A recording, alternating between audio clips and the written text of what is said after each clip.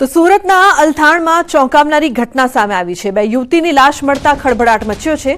લટકેલી હાલતમાં બંને યુવતીની લાશ મળી આવી। બંને યુવતીના શરીર પર ઈજાના નિશાન પણ જોવા મળ્યા।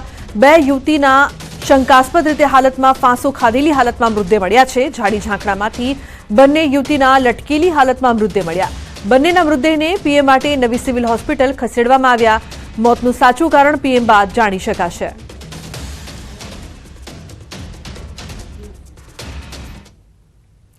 બીજી તરફ સુરતના કતારગામમાં પ્રેમીએ જ પ્રેમિકાને કેરોસીન છાંટીને સળગાવી દીધી। પ્રેમિકા જ્યારે સૂતી હતી તે સમયે 50 વર્ષીય મહિલાને સળગાવી તેની હત્યાને અંજામ આપ્યો। આરોપી શંભુ સાથે મહિલા લિવ ઇનમાં રહેતી હતી। આરોપીને આશંકા હતી કે પ્રેમિકાના અન્ય યુવક સાથે પણ સંબંધ છે, જેની આશંકામાં પ્રેમિકાને મોતને ઘાટે ઉતારી દીધી। પોલીસે આરોપી શંભુની ધરપકડ કરી તેની સામે હત્યાનો ગુનો દાખલ કરીને વધુ તપાસ હાથ ધરી છે।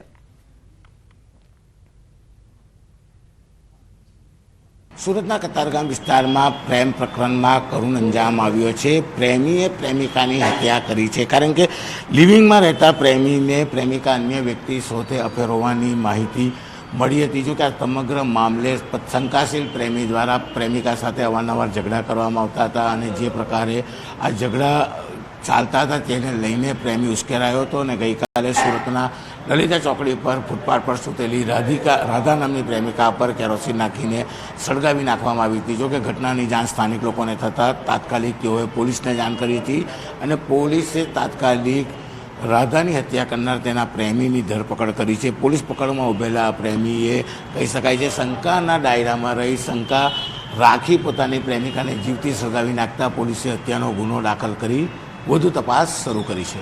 કેમેરામેન ભરત બ્રહ્મભટ્ટ સાથે કીર્તેશ પટેલ, ન્યૂઝ 18 ગુજરાતી, સુરત। ભોગ બનનાર બેન છે એના આરોપી સિવાય અન્ય વ્યક્તિ સાથે આડા સંબંધ હોવાની બાબતને લઈને ઝઘડો થયેલો, જે અનુસંધાને ઉશ્કેરાટમાં આવી આ કામના આરોપીએ ગઈકાલે રાત્રે ફરિયાદી બેન ઉપર જ્વલનશીલ પ્રવાહી નાખી અને તેને સળગાવી મોતને ઘાટ ઉતારેલ છે। જે અનુસંધાને ગુનો રજીસ્ટર થતાં સ્થાનિક પોલીસે ત્વરિત કાર્યવાહી હાથ ધરી આરોપીની ગુનાના કામે ડિટેઇન કરી આગળની તપાસ હાથ ધરેલ છે। તો સુરતના ડિંડોલીમાં મિત્ર પાસે આપેલા 10,000 રૂપિયા પરત માંગતા હત્યાની ઘટના સામે આવી છે। શહેરના ડિંડોલીમાં રહેતા 22 વર્ષીય દેવદાસની તેના જ મિત્રએ ભેગા મળીને હત્યા કરી નાખતા ચકચાર મચી। મૃતક દેવીદાસ પાટીલે તેના મિત્રોને થોડા સમય પહેલા 10,000 રૂપિયા આપ્યા હતા। દેવીદાસ વારંવાર રૂપિયાની માંગણી કરતો હતો। દેવીદાસ વારંવાર રૂપિયા માંગવા છતાં પૈસા ન આપતા મિત્રો વચ્ચે અવારનવાર ઝઘડા થતા હતા। પૈસાની લેતી દેતીમાં 4 આરોપીઓએ ભેગા મળીને હત્યા કરી।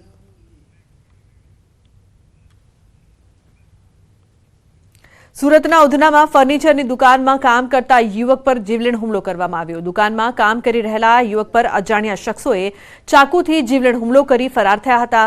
આ પગલે ગંભીર રીતે ઇજાગ્રસ્ત થયેલા યુવકને સિવિલ હોસ્પિટલમાં ખસેડાયા હતા। ઉધના પોલીસે ગુનો દાખલ કરીને વધુ તપાસ હાથ ધરી છે।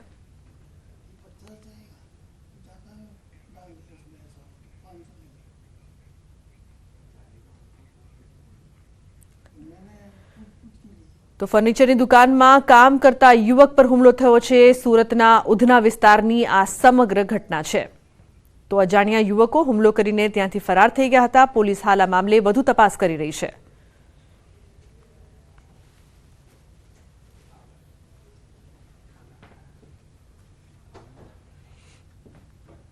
તો સુરતમાં વધતી ગુનાખોરી બાદ અનેક સવાલો ઉભા થઈ રહ્યા છે। સુરતના અલથાણ, સુરતના કતારગામ, ઉધના અને ડિંડોલી ચારે વિસ્તારમાં જે પ્રકારની ઘટનાઓ સામે આવી છે, બે યુવતીની લાશ લટકતી જોવા મળી, પ્રેમિકાને જીવતી સળગાવવામાં આવી સુરતના કતારગામ વિસ્તારમાં। તો બીજી તરફ એક યુવક પર હુમલો થયો, જેમાં મિત્રની હત્યા કરવામાં આવી।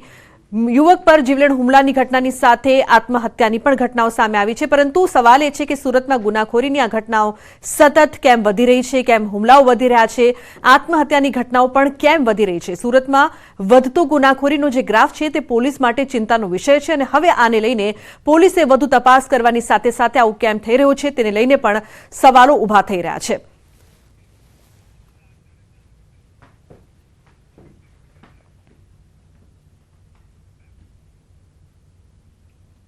તો આ મુદ્દે વધુ માહિતી માટે સુરતથી કીર્તેશ લાઈવ જોડાયા છે, તેમની પાસેથી વધુ માહિતી લઈએ। સુરતમાં કીર્તેશ, જે પ્રકારથી ક્રાઇમ રેશિયો વધી રહ્યો છે, કોઈ આત્મહત્યા કરી રહ્યો છે તો ક્યાંક હુમલા થઈ રહ્યા છે, શું અપડેટ્સ, કેમ આટલી ગુનાખોરી વધી રહી છે સુરતમાં, શું કરી રહી છે પોલીસ?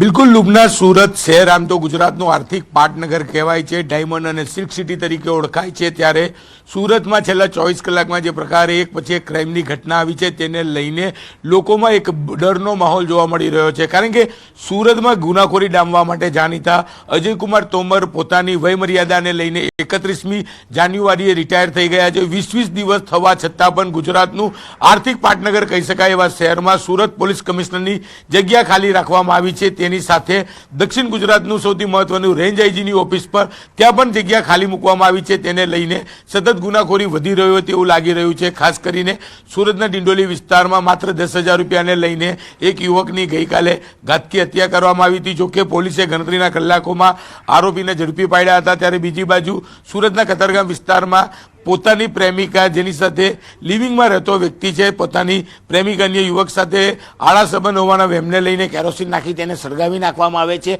આ મામલે પોલીસે આરોપીને ગણતરીના કલાકમાં પકડી પાડ્યો હતો। શંભુ આડા નામના આરોપીની ધરપકડ કરતા સમગ્ર મામલો સામે આવ્યો છે। ત્યારે ઉધના વિસ્તારમાં અસામાજિક તત્વોનો એટલી હદે આતંક છે કે એક દુકાનદાર પર જીવલેણ હુમલો કરવામાં આવ્યો હતો। ત્યારે બીજી બાજુ કહી શકાય સુરતના અલથાણ વિસ્તારમાં ભગવાન મહાવીર કોલેજની પાછળ જાડી જાકરામાંથી બે પિતરાઈ બહેનો ગળે ફાંસો ખાધેલી હાલતમાં લાશ મળી આવી હતી। ત્યારે સુરતના વેસુ વિસ્તારમાંથી એક યુવતી કે જે મોડેલિંગ ક્ષેત્ર સાથે જોડાયેલી હતી, 28 વર્ષની આ યુવતીએ પણ આપઘાત કરી લીધો છે। એટલે કે સુરતમાં આજે જે પ્રકારે ઘટનાઓનો સિલસિલો શરૂ થયો છે, જે પ્રકારે ગંભીર પ્રકારના ગુના બની રહ્યા છે, તેને લઈને લોકોમાં ડર છે। કારણ કે અત્યાર સુધી સુરતનો ક્રાઇમ રેશિયો નીચે કરવાની જવાબદારી સુરત પોલીસ કમિશનરના માથે હતી અને તેઓ સતત મોનિટરિંગ કરી કામગીરી કરતા હતા। પણ છેલ્લા 20 દિવસથી જ્યારે સુરત પોલીસ કમિશનરની જે પદ છે તે પદ ખાલી છે, જેને લઈને સુરતમાં રામ રાજ્ય અને પ્રજા સુખી જેવો ઘાટ બન્યો છે અને જાણે સુરત પોલીસ કમિશનરના હોવાને લઈને સુરતમાં ગુનેગારોનો ખુલ્લો દોર મળ્યો હોય તેવા દ્રશ્ય સામે આવી રહ્યા છે। લુબના, બિલકુલ કીર્તેશ, ખૂબ જ મહત્વની વાત આપે એક એ પણ કહી કે આર્થિક પાટનગર છે, ઉચ્ચ પોલીસ અધિકારીનું જે પદ છે તે અત્યારે ખાલી જોવા મળી રહ્યો છે અને તેના કારણે જ કદાચ જે ગુનાખોરી છે તે સતત વધી રહી છે। પરંતુ આ ચિંતાનો જે વિષય છે, શું ઉપર સુધી તેની નોંધ લેવાઈ રહી છે ખરી?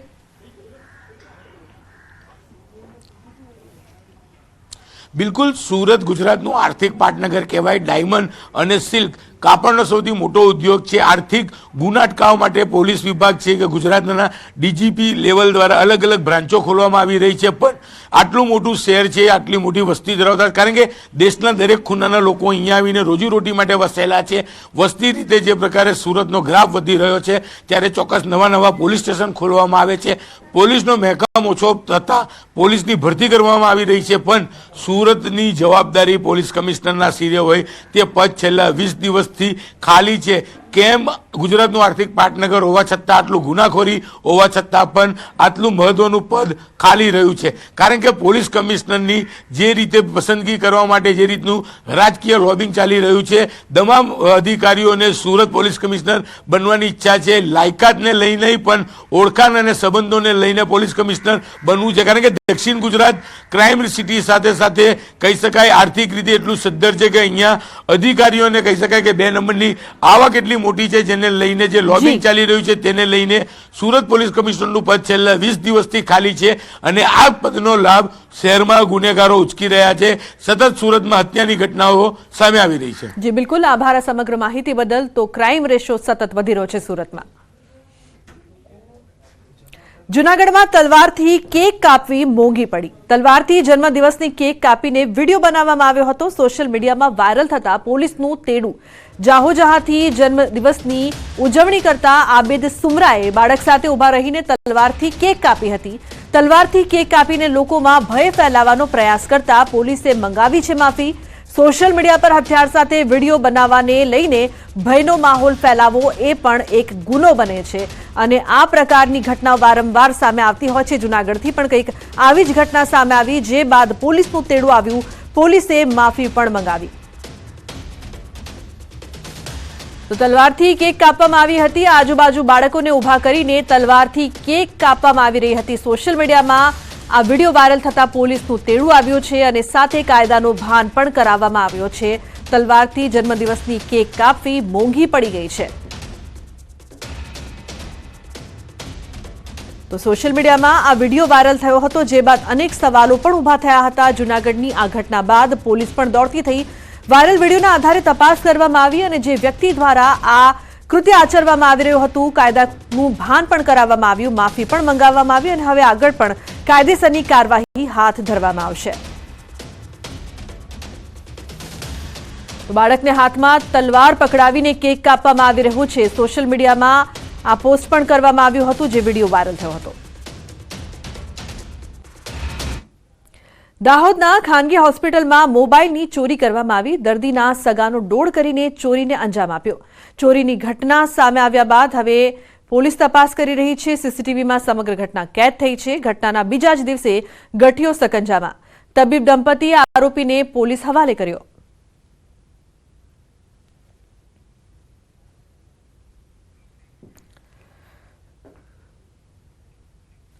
તો જૂનાગઢમાં તસ્કરોનો તરખાટ જોવા મળ્યો. ખોડિયાર માતાજીના મંદિરમાં ચોરી થઈ. ચાંદીના છત્તર, સોનાના ટીકા સહિતની વસ્તુઓની ચોરી થઈ. ચોરીની ઘટના સીસીટીવીમાં કેદ થઈ. મોટી ખોડિયાર ગામે ખોડિયાર માતાજીના મંદિરમાં ચોરી થઈ.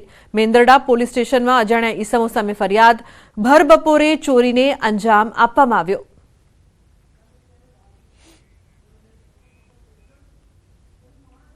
ભાવનગરમાં મુસાફરો બસને ધક્કો મારતો વિડીયો વાયરલ થયો છે. સિહોરના ટાણા રૂટની બસને માર્યો ધક્કો. વિદ્યાર્થી સહિત પ્રવાસીઓ ધક્કો મારી રહ્યા છે. બસને ધક્કો મારી રહ્યા છે. એસટી અમારી સલામત સવારીના પોકળ દાવા જોવા મળ્યા. એસટી બસ બંધ થતા મુસાફરોને મુશ્કેલી પડી. બસ બંધ પડતા ટ્રાફિક જામ પણ સર્જાયો.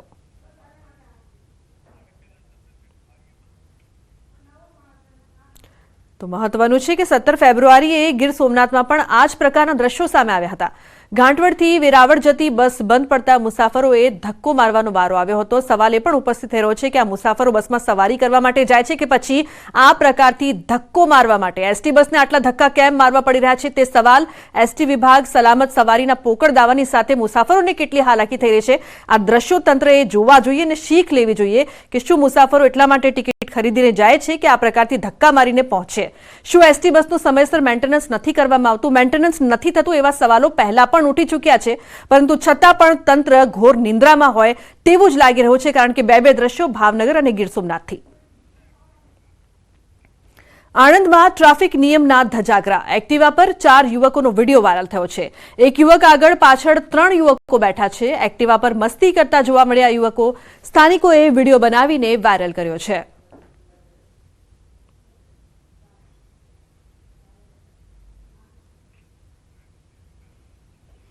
મહીસાગરમાં હવામાં ફાયરિંગનો વિડીયો વાયરલ થયો. રીલ બનાવવાના ચક્કરમાં હવામાં ફાયરિંગ કર્યું. કારમાં બેસીને હવામાં ફાયરિંગનો આ વિડીયો વાયરલ થયો છે. લુણાવાડામાં રહેતા યુવકના સોશિયલ મીડિયા એકાઉન્ટ પર હવામાં ફાયરિંગ કરતો વિડીયો અપલોડ કર્યો.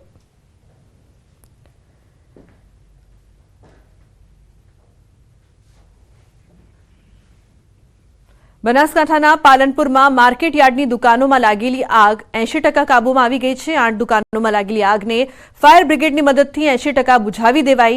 10 જેટલા ફાયર ફાઇટર્સે ભારે જહેમત બાદ આગ કાબૂમાં કરી. 80% આગ પર કાબૂ મેળવાયો છે. હાલ કોઈ જાનહાનિ નથી થઈ. દુકાનોમાં રાખેલ મોટાભાગનો અનાજનો જથ્થો આગની ઝપેટમાં આવી ગયો.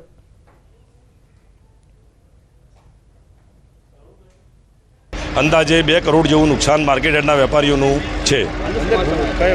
અંદર બારદાન, મોટા પાયે બારદાન પડેલા છે, એરંડા પડેલા છે, રાયડો પડેલો છે, એવું વેપારીઓનો માલ પડેલો છે. ફાયર ફાઇટરની ટીમ જે છે આગ ઉપર અત્યારે કાબુ આવી ગયું છે. આગ સ્પ્રેડ નથી થઈ રહ્યું, પણ જે રાયડા અને જે કોથળીઓ છે એના કારણે આગ જે છે એને કોન્સ્ટન્ટ ફ્યુલ મળી રહ્યું છે, જેના કારણે ફ્લેમ્સ બુઝવામાં થોડી વાર લાગી રહી છે. પણ મહત્વનો વિષય એટલું છે કે કોઈ જાનહાનિ નથી અને આગ અત્યારે કોઈ જગ્યાએ સ્પ્રેડ નથી થઈ રહ્યું. આણંદના સોજિત્રામાં દબાણ હટાવ કામગીરી. સોજિત્રા ચોકડી પર દબાણ હટાવવાની કામગીરી. ટ્રાફિકથી ધમધમતી સોજિત્રા ચોકડી પર દબાણ હટાવ કામગીરી હાથ ધરાઈ. સોજિત્રા મામલતદાર તંત્ર દ્વારા દબાણ હટાવવાની કામગીરી હાથ ધરાઈ છે. આગામી દિવસોમાં 40 મીટર સોજિત્રા ચોકડીના માર્ગ પહોળા કરવાની યોજના સંદર્ભે ગેરકાયદેસર દબાણો દૂર કરાયા છે. મોટી ચોકડી વિસ્તારમાં દબાણ હટાવવાની કામગીરી હાથ ધરાઈ હતી। 3 થી 4 પાકા કોમ્પ્લેક્સ તોડવાની કામગીરી હાથ ધરાઈ। અધિકારીઓની ઉપસ્થિતિમાં ચુસ્ત બંદોબસ્ત વચ્ચે આ કામગીરી કરવામાં આવી। ચોકડીની ચારે બાજુ દબાણ હટાવવાની કામગીરી શરૂ કરવામાં આવી।